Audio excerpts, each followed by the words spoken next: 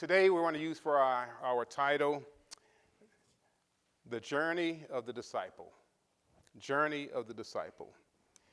And when I look at these Psalms, I see that they are all connected. I don't know if it was intended to be that way.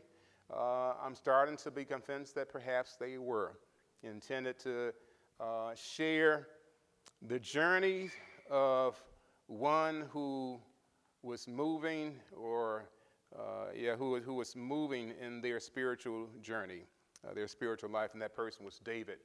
And so, while in the 23rd Psalms, again, it described the journey of the lamb, as the lamb moved from his pastoral home to the home of the king, where he was initially a honored guest and then became a permanent resident. Then we see the journey of the ark as it is moved from one location into Jerusalem. This particular journey, again, is a spiritual journey. And as we look at Psalms 25, again, three things we want to be touching on. And if we were to break it down in the outline, Psalms 25 deals with David's past sins. Psalms 26 deals with David's present innocence. And Psalms 27 deals with David's place of learning. Now, again, I was originally just going to focus on Psalms 27. And of course, in Psalms 27, again, you will find that David will talk about his sins. But we have to be very careful about the context of his sin. And so, again, we're going to, again, be looking out for, again, the context of David's sins, as well as the life lesson that he has to share when we put all five Psalms together, 23, 24, 25, 26, 27. Again, his life lesson that he wants to share with us. Quick overview of Psalm 25. Now, this is just for Psalm 25. In terms of categories of Psalms, there are 22 verses in this psalm. There are 22 letters in the Hebrew alphabet. And so there was an attempt to form an acrostic when this psalm was written. An acrostic where each verse begins with the sequential letter of the alphabet. And so again, 22 verses, 22 letters of the Hebrew alphabet, each verse, again, corresponding to a letter of the alphabet. Unfortunately, though, the writer had problems with the Q's and the X's. And so, again, the acrostic is not perfect. But nevertheless, there was an attempt to do an acrostic when this psalm was written. But again, it's not a perfect acrostic. Additionally, Psalm 25, as is Psalms 26, is a petitional song, or a petitional psalm, because it is a prayer. It is a prayer. Okay. So Psalm 25 is a prayer from beginning to end. Psalm 26 is a prayer from beginning to end. In Psalm 25, this quick just overview of Psalm 25, David appeals to God as a disciple. He appeals to God as a disciple. What is a disciple? A disciple is one who seeks to learn from a teacher by traveling with them. One who seeks to learn by traveling with a teacher. Again, Jesus' disciples learned about him by traveling with him. Again, the same is true with Socrates and Plato, and again, the ancients. They learned from their teachers by traveling with them. Elisha, the disciple of Elijah, learned from Elijah by traveling with him. Joshua learned from Moses by traveling with him. And so again, David, he appeals to God as a disciple. He wants to learn from God by traveling, by journeying with him. David's journey is identified in verses 2 and 13. In verse 2, he says, "Oh my God, I trust in thee. Let me not be ashamed. Let not my enemies triumph over me." That is his point of origin. He wants to, his journey is a journey from shame and adversity. Again, let me not be ashamed. Again, let not my enemies triumph over me. Again, adversity. His is a journey from disappointment, shame, and adversity, because that word ashamed can be rendered disappointed. Let me not be disappointed. And so whenever you see the word disappointed, ashamed in Psalms 25, it can be rendered disappointed. So his is a journey from disappointment, and the final point of the journey is in verse 13. Verse 13, "His soul shall dwell at ease, and his seed shall inherit the land." Soul, again, when the writer speaks of soul, he's talking about his life. His will be a life of ease. That word ease speaks of prosperity. And so David's journey, the journey that we see in Psalms 25, again, the journey of the is a journey from disappointment, shame, and adversity to an abundant life. A life of ease, a life of prosperity, an abundant life. That's the journey. And so his is a spiritual journey. Again, continuing an overview. It's all about learning and traveling. In Psalm 25, there is an appeal to God for his instructions. 9 times the writer appeals or petitions to have God to instruct him. Again, God's instruction is referenced 9 times through the word show. 2 times he says, show me something. 5 times he says, teach me. Once he says, guide me. The other one, lead me. 9 times he appeals that God would instruct him as a teacher would instruct his disciple. Again, he does not want to learn as a student.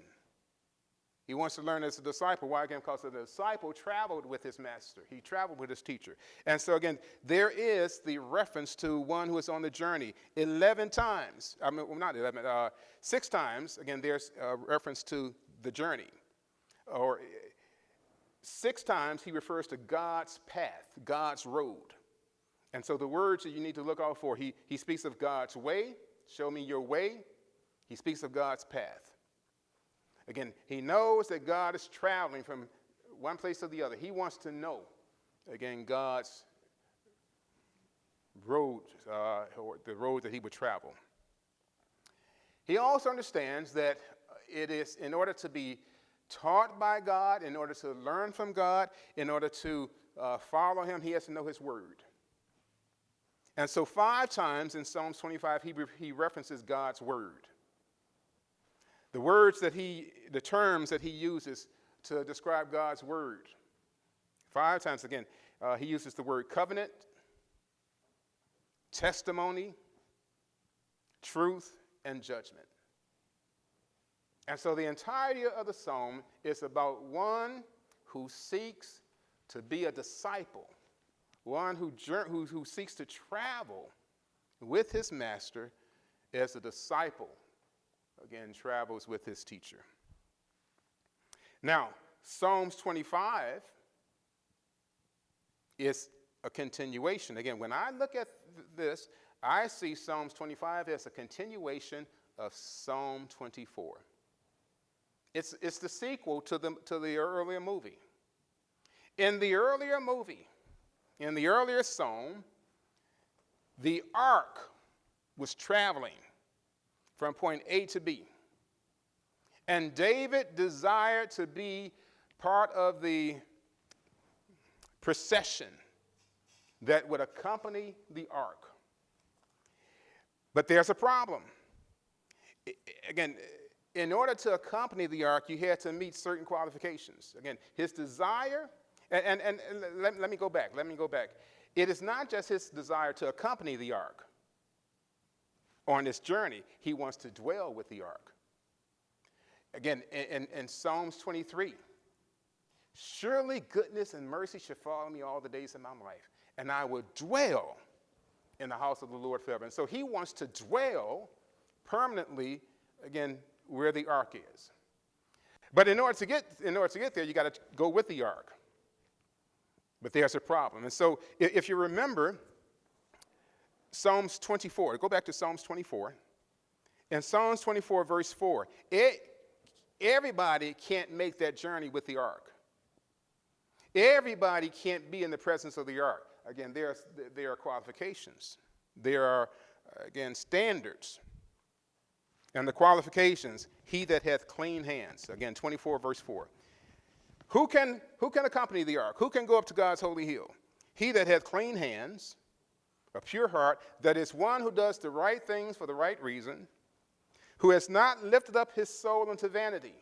Again, we talked about that phrase, to lift up one's soul is basically meant to trust in idols. Someone who has not trusted in idols, nor sworn deceitfully. And so in Psalm 25, David appeals to God as one who seeks to be a disciple, to travel with God on his journey, being taught every step of the way. He appeals to God from the perspective that I meet the qualifications. Verse 1, Psalm 25, verse 1. Unto thee, O Lord, do I lift up my soul. See, in Psalms 24, verse 4, it was very clear. If you have lifted up your soul to vanity, you don't qualify. David is saying, I have not lifted up my soul to vanity. I have lifted up my soul only to you. I've met one of the standards. I've met one of the qualifications. I have not trusted in idols, is what David is saying. I have not trusted in idols. Verse 2, O my God, I trust in thee. Let me not be ashamed. Let not my enemies triumph over me. Verse 4, he begins to share his desire to be taught by the Lord. Show me thy ways, O Lord. Teach me thy path. And so, Gabby, if ever you wondered where that song comes from that we sing before most sermons, show me your way, this is where it came from. Show me thy way, O Lord. Teach me thy path. And so he appeals to God that God would teach him. Show me thy way, O Lord. Teach me your path. Lead me in thy truth. Teach me, for thou art the God of my salvation. On thee do I wait all the day. Verse 6, remember, O Lord, thy tender mercy and thy loving kindness, for they have been ever of old. Again, he expresses his desire that God would teach him as he travels with the Lord. In verse 7, he recognizes that there is a potential problem in his qualifications. Again, in Psalms 24, verse 4, who shall ascend into the hill of the Lord? He that hath clean hands. And David realizes, even though he has not trusted in idols, even though he has not lifted up his soul into idols, there's a problem with his hands. He has blood-stained hands. But when did that happen? Now, David is king. He's in the early part of his reign. But before he was king, he was a soldier in Saul's army. As a young man, he shed a lot of blood. And this is the problem that David has. Blood-stained hands. But it happened a long time ago. And so what does he appeal to God? He says in verse 7, remember not the sins of my youth, nor my transgressions. And so from this point on, whenever he refers to his iniquity, his transgressions, or his sins in Psalms 25, it's in reference to what he did when he was younger. That's the context of David's sin. Again, in Psalms 25, the context has to do with his sins when he was young. Remember not the sins of mine youth, nor mine transgressions. According to thy tender mercy, remember thou me for thy goodness' sake, O Lord. So again, yes, there's some things that I did when I was young, but I'm no longer guilty of those things. And so when you remember what I've done, remember me according to your mercy. And don't do it for my benefit, do it for, again, your sake. Again, it's all about getting the ark to where it needs to be. So it's not for me. Again, do it for yourself. Do it for your sake. He has blood-stained hands, but not now. That was prior. And of course, I don't have time to go through it, but again, as a soldier, again, he just killed too many folks. They sang songs about the number of folks that he killed. The women would sing, Saul has slain his 1,000, David has slain his 10,000. That's too many folks. Well, but it was in warfare. In war, all is fair. Again, it's justifiable. But there were some murders that was not justifiable. When Saul saw that his daughter took a fancy to David, Saul offered one of his daughters to David as a wife. But David had to come up with a dowry. What was the dowry? If I'm not mistaken, I think it was like 1,000 foreskins of the Philistines. That was the dowry. 1,000 foreskins of the Philistines. Now, again, if anybody don't know what that is, again, ask your friends later on. I don't have time to go into that. But you're not going to find a bunch of men who's willing to give up their foreskin. Okay. You got to at best capture them, and there's a good chance you got to kill them in order to get that. You got to kill me. Okay. You got to kill me. This is not war anymore. This isn't war. This is murder. David has blood-stained hands, and so he realizes that when he looks at his past sins as a youth, he got a problem. But he's able to say, that's when I was young. I don't do that now. Now, that's a huge statement. How many of us can say that we have overcome the frailties and the sins of the past, and that we no longer are guilty of those things? That's a bold statement. And trust me on this, David he's at that point in his life where he can say, I'm not doing that anymore. And I can walk in integrity. Now keep in mind, he hasn't met Bathsheba yet. Okay? But at this point in his life, he is walking in integrity, he is walking in innocence, he is walking in holiness. Okay, and that's just a fact. But so continuing, again, the context of when you see sin is in reference to as a youth. Verse 9, remember not the sins of my youth, nor my transgression. According to thy mercies, remember thou me for thy goodness' sake. He continues to appeal to God, verse 8 and 9. Good and upright is the Lord, therefore will he teach sinners in the way. The meek he will guide in judgment, and the meek will he teach his ways. The word meek can also, in this context, the word meek, not in this context, no, in general, this Hebrew word meek can refer to those who are depressed, those who are needy, those who are humble, those who are poor. Now, one thing it never refers to is those who are weak. But this word, it speaks of those who are depressed. And at this point, again, because of a recent failure, David is suffering from depression. It's referring to those who are in need. Again, David is in need. He needs to be taught. It refers to those who are humble. And at this point, David has truly humbled himself before the Lord. But what is he saying? I have some sins in my past. And I acknowledge that, but Lord, you teach sinners. You have a history of teaching sinners as they travel with you. You did it to the children of Israel as they wandered with you in the wilderness. 40 years you put up with those sinners. And for 40 years you taught them. Now, if you can teach those folks for what they was doing in their present, surely you can allow me to travel with you and you can teach me in spite of what I've done in the past. And so this is what David is saying. Again, you've taught sinners in the way. So again, don't hold it against me because I got sins in my past. Again, verse 8 and 9, even sinners are taught by God. Verse 10 and 11, all the paths of the Lord are mercy and truth unto such as keep his covenant and his testimonies. For thy name's sake, O Lord, pardon my iniquity, for it is great. Again, the word iniquity is not the same as sin. The word iniquity actually has to do with the punishment for sin.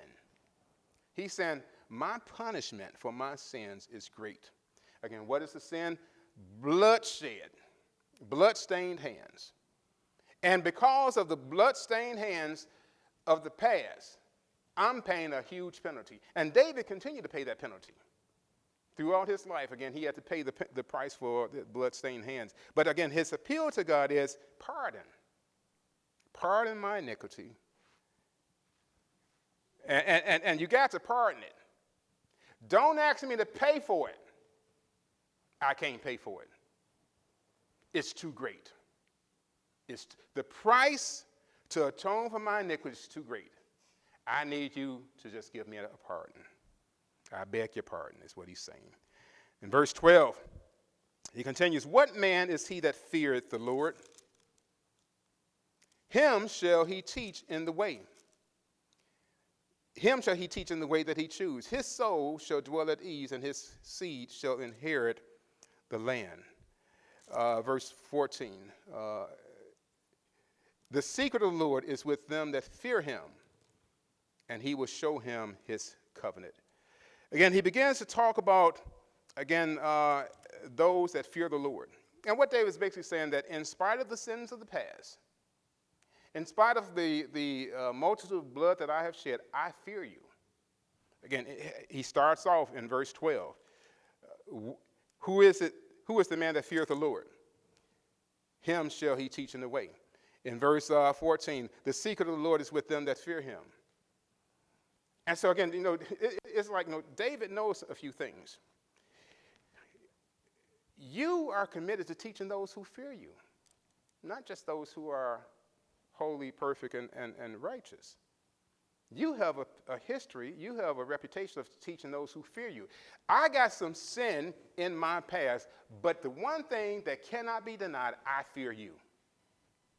And so because of that, again, that should be enough for you to teach me. That should be enough for you to reveal to me, again, your secrets. He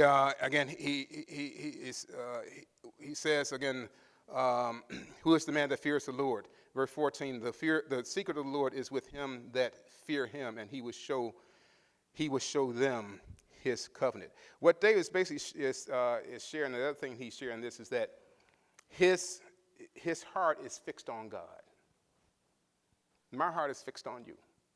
Again, my focus is on you. That whole thing about fearing the Lord has to do with reverence, respect, and yes, even being fearful and afraid. He's basically making it very clear, my heart is fixed. It is continually fixed on God. As we continue, and that's in verse 15, my eyes are ever towards the Lord, for he shall pluck my feet out of the net. Again, my eyes are ever. Again, my heart, my mind, my focus, my objective, the goals, the desires of my life, it is continually fixed on the Lord. 16 through 20. He makes four requests in verse 16 through 20. Request number 1, turn to me. Lord, turn to me. Again, don't look away. Turn to me. Turn, look at me. Number 2, when you look at me, look at my distress. Look at my distress. Number 3, pay attention to my enemies. Number 4, guard my life. 4 requests, and they're all connected. Look at me. look at my distress, or turn to me, look at my distress, pay attention to my enemies, and then guard or protect my life. 16 through 20, that's what he's saying. Verse 16. Turn thee unto me, and have mercy upon me, for I am desolate and afflicted. So again, turn to me. Again, 17, the troubles of my heart are enlarged. That's his distress. Again, my distress has increased. Again, the trouble of my heart are enlarged. O bring thou me out of my distresses. 18, again, he continues, look upon my afflictions, my pain, and forgive all my sins. Again, that continues to describe his distress. 19, consider my enemies. Again, pay attention to my enemies. Those folks that's sneaking up behind me, pay attention to them. Pay attention, consider my enemies, for they are many, and they hate me with cruel hatred. Cruel hatred, abusive hatred, intense hatred. 20, oh, keep my soul, guard my life.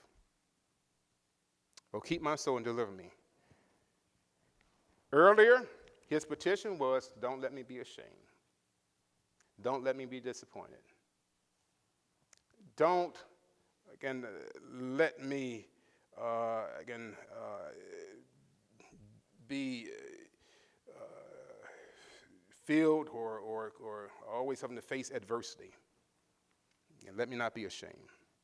Again, verse 20, keep my soul, deliver me, let me not be ashamed, for I put my trust in thee. Now, the interesting thing is that even in this passage, and again, I call this the journey of the disciple, and it is a prayer. But it's interesting how David's pattern of prayer bears a strong resemblance to the disciples' prayer in Matthew chapter 6. In the prayer that Jesus taught his disciples to pray, Jesus taught us to pray not on ourselves, but focus on others. Our Father, which art in heaven, give us, not me, give us this day our daily bread. Forgive us. David does not focus only on himself. Again, go back to the beginning of that psalm, verse 2. Oh my God, I trust in thee, let me not be ashamed. But he doesn't stop with me. Verse 3, yea, let none that wait on thee be ashamed. So, Lord, I'm not just asking that you don't let me be ashamed. Don't let none of your people who trust you be ashamed. Don't let none of your people be disappointed. Don't let none of your people, again, remain in a state of adversity or shame. And he ends up the same way. Verse 20, oh, keep my soul and deliver me. Let me not be ashamed. But he doesn't end with him. Verse 21, let integrity and uprightness preserve me, for I wait on thee. Redeem Israel, O God, out of all his troubles. Yeah, I'm not just praying for myself. I'm praying for everybody else. I'm praying for all your people. And so again, David understood the importance of a plurality in our prayers. A plurality in our prayers. That is, prayers that are not just about you, it's about other folks. And so that which he prays for himself, he also prays for others. And so, again, Psalm 25, his desire is to travel with the Lord on his journey, to be taught by the Lord, but he understood that there are some sins in his life. But David was saying, those were sins from way back in my youth. Those were the sins of my youth. Don't focus on my past. Look at me as I am now. How many of us, in our relationship with others, are willing to forget people's past and focus on where they are now? Assuming a change has been made, are we willing to forget about their past and judge them based upon where they are in the present? And in Psalm 26, David is simply saying, Look at me now. Look at where I am now. Psalms 26. Judge me, O Lord, for I have walked in my integrity. I have trusted also in the Lord, therefore I shall not slide. Are you kidding me? In 25, you were saying that, again, your iniquities was great. Again, you talked about the sins. Yeah, that was then. My appeal is not that the Lord judge me on my past, judge me on where I am now. Again, look at, did you see what he said? Judge me, O Lord, for I have walked in my integrity. How many of us are willing to say that? Lord, look at me now and judge me. I don't think I could find many people who are willing to say that. Look at me now and judge me based upon where I am now. Again, we hear it all the time. No church folks testifying about their present sin. I'm just a sinner. Thank God he done saved me by his grace. Well, David don't have that. He doesn't have that attitude. David is saying, no, I'm walking in integrity right now. And so Psalm 26 is about his present innocence. Let's read it. Psalm 26. So Psalm 25 was about his past sins and his present distress.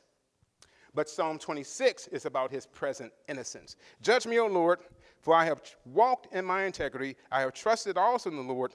Therefore I shall not slide. Examine me, O Lord, and prove me. Try my reins and my heart. For thy loving kindness is before my eyes, and I have walked in thy truth. The first three verses, he's basically saying, judge me on my recent present, and not my youthful past. Judge me on my recent lifestyle. Again, not what was going on when I was younger. Judge me, verse 1, examine me, test me, try me. Again, when he says try my reins and my heart, again, that word try speaks of purging with fire.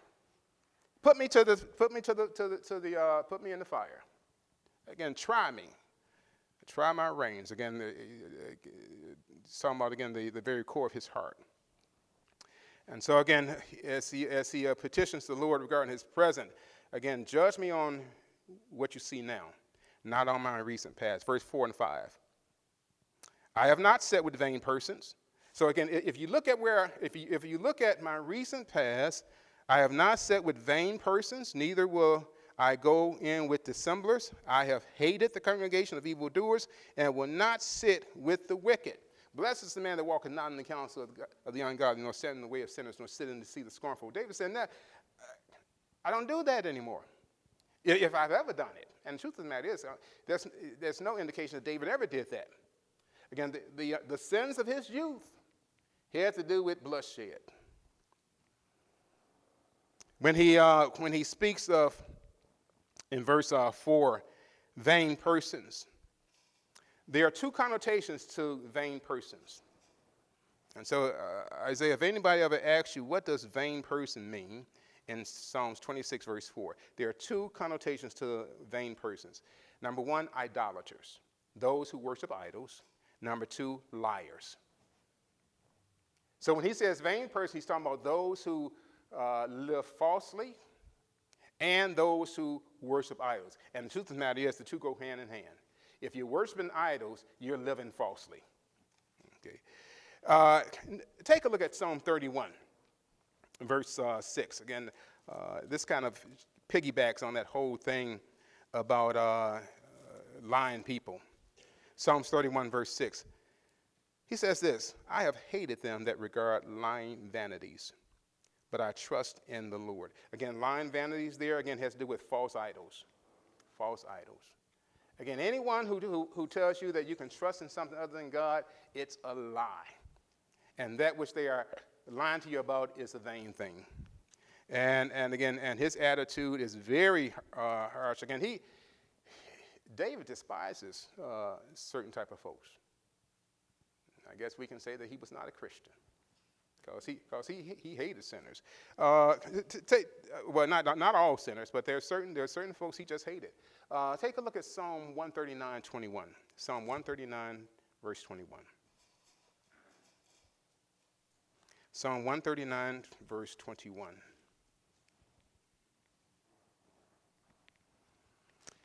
He says, again, Psalms 139, verse 21, do not I hate them, O Lord, that hate thee? And am not I grieved with those that rise up against thee? See, again,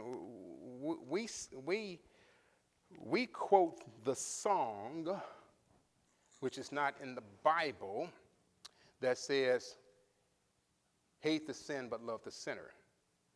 Okay, let's be very clear on that. The Bible don't say that. That was an old song that said, hate the sin, love the sinner. David didn't believe that. He didn't buy that. Now, and of course, one's going to say, well, see, we need to follow Jesus. Jesus taught us something different. But David said, judge me.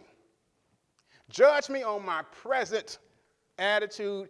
Judge me on the present condition of my heart. Judge me on my present behavior.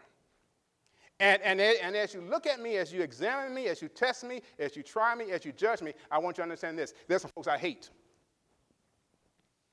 because of how they view you. But nevertheless, again, through the Holy Spirit, he's asking God to judge them. I'm going to leave that one alone. Continuing, verse 4 and 5. Again, I have not sat with vain persons, neither will I go in with dissemblers. I have hated the congregation of evildoers and will not sit with the wicked. David recognizes that our companions, listen to this very carefully, our companions can affect our morality. Did you catch that, Mariah? Our companions can affect our morality. Friends that we hang out with will impact our behavior. He understands that, which is why he says, some folks I won't hang out with. Again, disassemblers, again, that is hypocrites, evildoers, the wicked. Again, he's not going to buddy with those folks. Paul puts it this way. Now, see, again, lest you think that that's Old Testament. Paul in 1 Corinthians chapter 15, verse 33. 1 Corinthians 15, verse 33. Gabby, you memorize this, I'll give you $10. Be not deceived. Evil communication corrupts good manners. Be not deceived. Don't fool yourself. Evil communication, that is bad companies, bad friends, bad associates, will corrupt your good lifestyle. That's 1 Corinthians 15, 33. Verse 6 through 8, he says, I will wash my hands in innocency.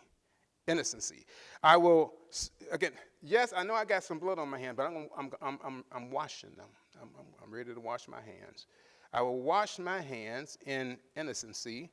For what purpose? So will I compass thine altar, O Lord. There's some sins in my youth, but I'm purging the sin out of my life. What purpose? So that I can hang around your altar, so that I can surround your altar. For what purpose? Verse 7, that I may publish with the voice of thanksgiving. For what purpose? And tell of thy wondrous works. Verse 8, Lord, I have loved the habitation of thy house, and the place where thine honor dwelleth. David knew that God didn't dwell in the house, but the temple, but the ark did, and his name did. And so it wasn't about necessarily being where God is, but where his glory is, where his ark is, where his name was placed. And so again, David, his heart's desire is to be in the sanctuary, in the presence of God.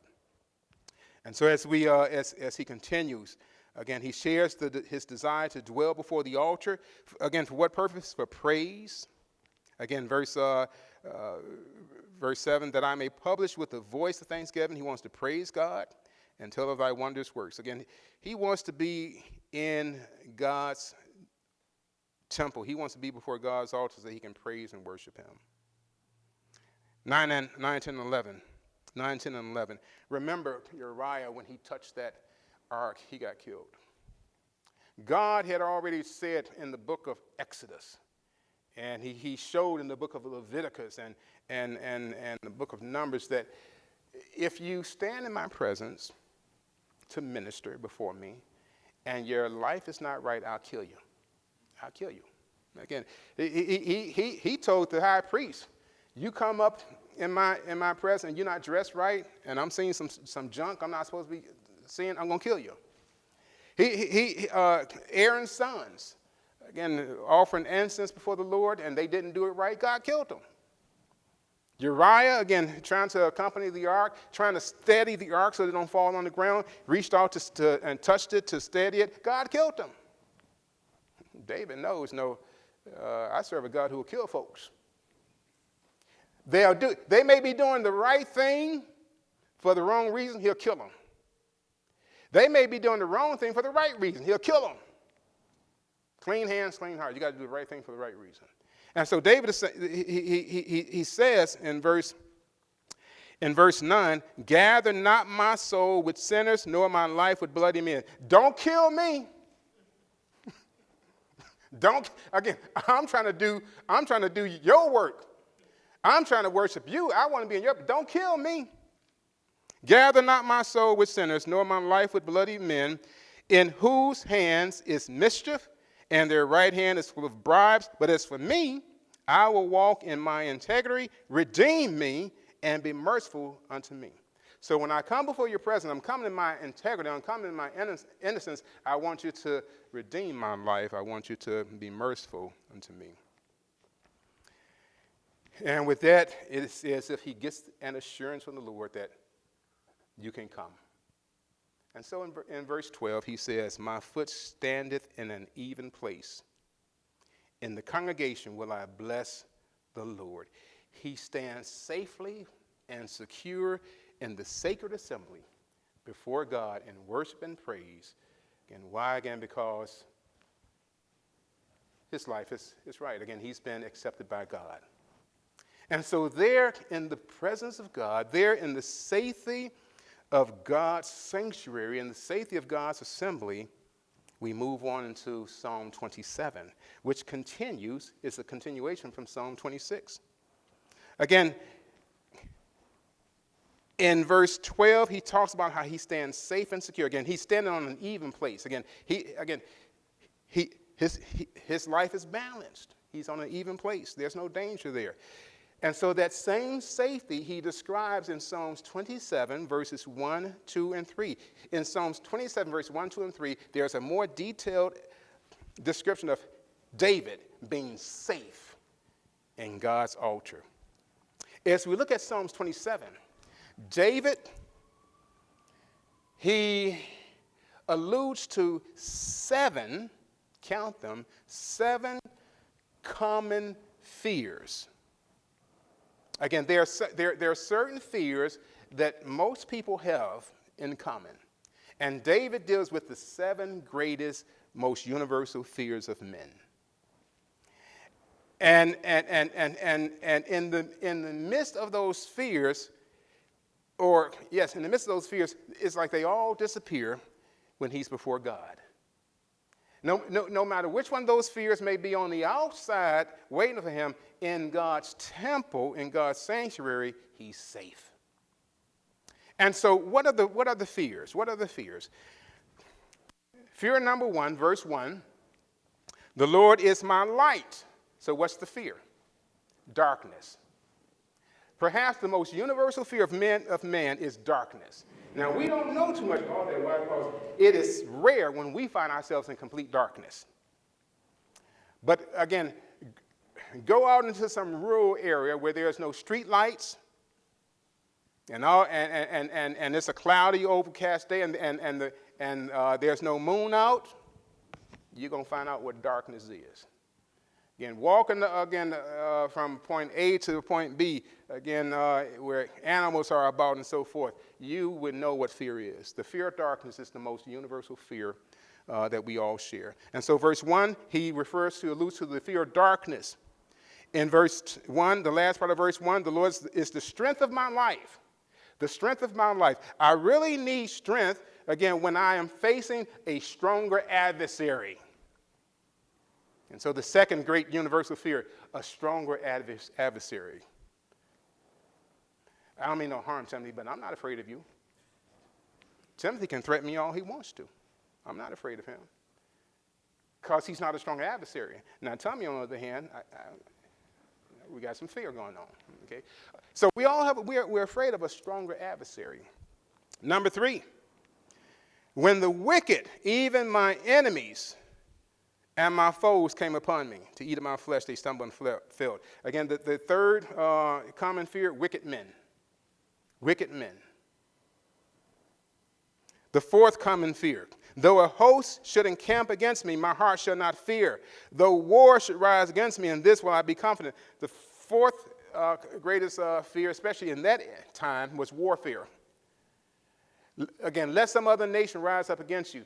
Again, your life is over. Again, no people wanted to be caught up in a war. The city is surrounded. Again, food has been cut off. If there's no well in the town, again, you're going to die of thirst. All kinds of crazy stuff goes on in the midst of warfare. Verse 5, the fourth, is this 1, 2, 3, 4? The fifth greatest fear is in verse 5. For in the time of trouble he shall hide me. In the time of trouble. We're talking about unexpected hardships. That word trouble can be viewed as unexpected hardships. A great fear of us all. Unexpected hardships. Again, what's going to happen to me when I get older? Again, what's going to happen to me when my children have moved away? Again, what's going to happen to me when I get sick? Again, unexpected hardships. Verse 9, the sixth most common fear: rejection. Rejection. Hide not thy face from me as you did with Saul. Don't hide your face from me. Put not thy servant away in anger as you did Saul. Thou hast been my help. Leave me not alone, neither forsake me, O God of my salvation. Rejection. And even more so, rejection by God. The last most common fear is abandonment. Abandonment by loved ones. When my father and my mother forsake me, then the Lord will take me up.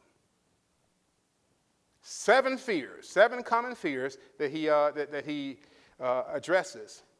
But in the temple before God's altar, in the sanctuary, all fears have been removed. And so he's able to say in verses 1, 2, and 3, the Lord is my light and my salvation. Whom shall I fear? The Lord is the strength of my life. Of whom shall I be afraid? When the wicked, even my enemies and my foes, came upon me to eat of my flesh, they stumbled and failed.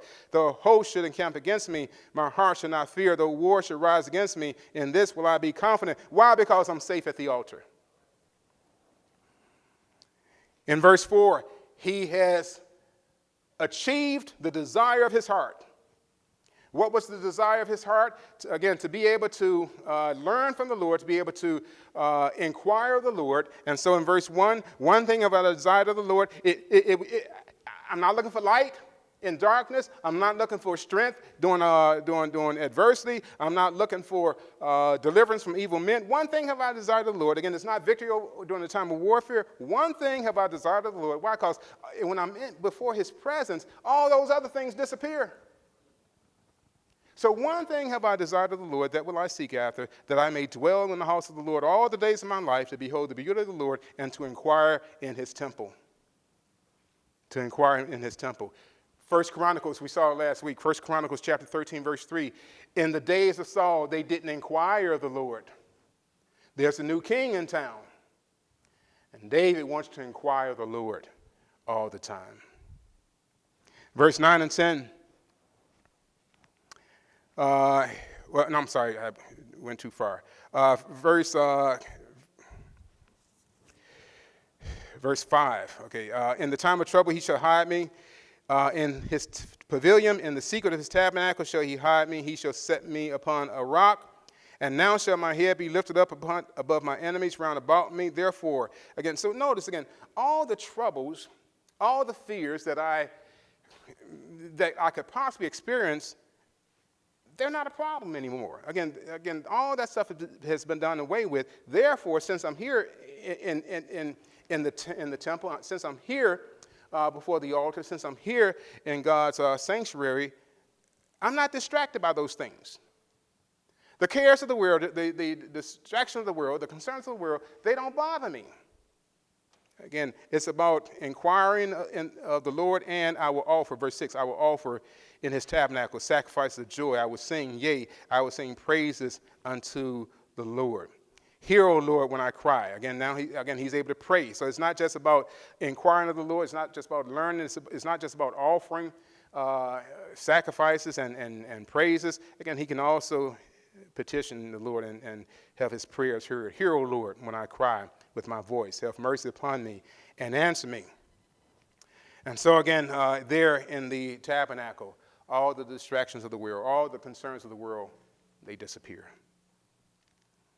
As he continues, verse 8, David explains what drove him to this point.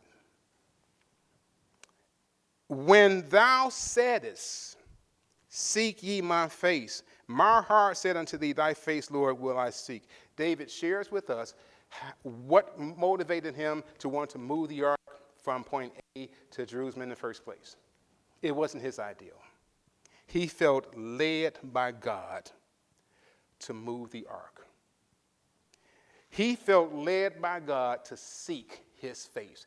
In the days of Saul, Israel did not inquire of the Lord. David got on the throne and he felt compelled by God, seek my face.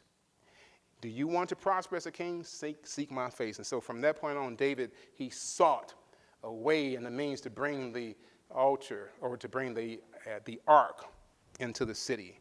Again, you told me to seek your face, and I said, this is now the primary goal. This is the primary objective in my life. I'm going to seek your face.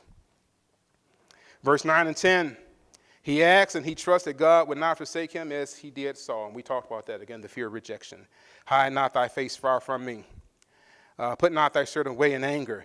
Thou hast been my help. Leave me not, neither forsake me, O God, of my salvation. When my mother and father forsake me, again, I'm looking for you to be right there for me. Again, so his desire, again, is that, or his appeal is that God would not forsake him as he did Saul. Verse 11 and 12, teach me thy way, O Lord. Lead me in a plain path because of my enemies. Deliver me not over into the will of my enemies, for false witnesses are risen up against me, and such as breathe out cruelty. More than anything else, he desires to know God's way. Teach me your way. In Psalms 25, verse 4 and 5, show me your way. In Psalms 27, verse 4, one thing have I desired of the Lord. Again, that's what I'm going to seek after, that I may dwell in your house and inquire of the Lord all the days of my life. Again, he reaffirms his passion, his primary goal, again, his primary objective, and that is to know God's way. Verse 13, I had fainted. Or in other words, I would have fainted unless I had believed to see the goodness of the Lord in the land of the living. I would have given up. I almost gave up. I saw Uriah struck dead. I almost gave up. People questioned me about what I was doing and questioned my motive. I almost gave up. But I pushed on. I would have fainted unless I had believed to see the goodness of the Lord in the land of the living. If I didn't truly believe that I could survive this journey, I would have given up. And so, brothers and sisters, my life lesson to you, this is what David is saying.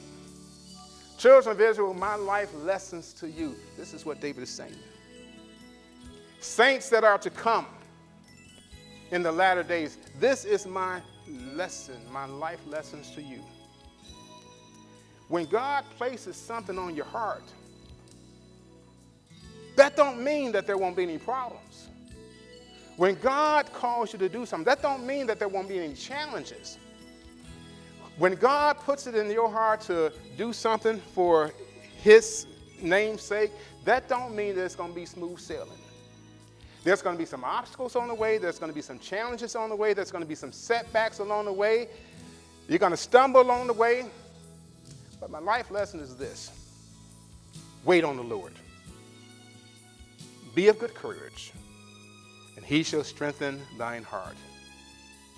I said it once, I got to say it again. I can't say this too much.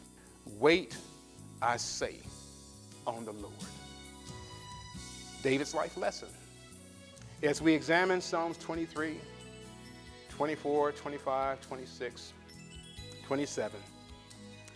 As the Lord calls us from where we are to come to where we need to be, as we begin to take that journey of life, again, yes, there's going to be some challenges. But during those difficult times, don't give up. Don't faint. Wait on the Lord. And be of good courage. He will strengthen your heart and see you through the end. With our heads.